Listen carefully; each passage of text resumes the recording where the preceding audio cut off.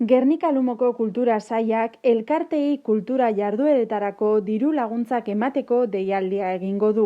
Kulturetxea Fundazioak uztailean irekiko du kultura jarduerak gauzatzeko elkartentzako 2020rako diru laguntzen ohiko deialdia. Laguntzak norgehiagoka araubidean kultura sustatzearekin lotutako ekimenetan aritzen diren irabazi asmorik gabeko elkarte eta erakundeei zuzenduta daude. Baloratuko diren kontzeptuen artean ondorengoak daude: bideragarritasun teknikoa eta ekonomikoa, originaltasuna, aukera eta hezkuntza errentagarritasuna eta genero berdintasunean duen eragina.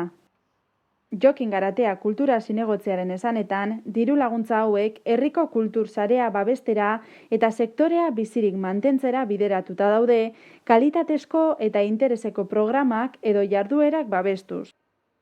Oinarriak udalaren webgunean deskargatu daitezke eta eskabideak aurkezteko epea uztailaren 1-tik irailaren 30 arte egongo da indarrean, ordu biak arte. Horiek kulturetxean aurkeztu beharko dira, laguntzaren xede den jarduera proiektuaren azalpen memoriarekin batera.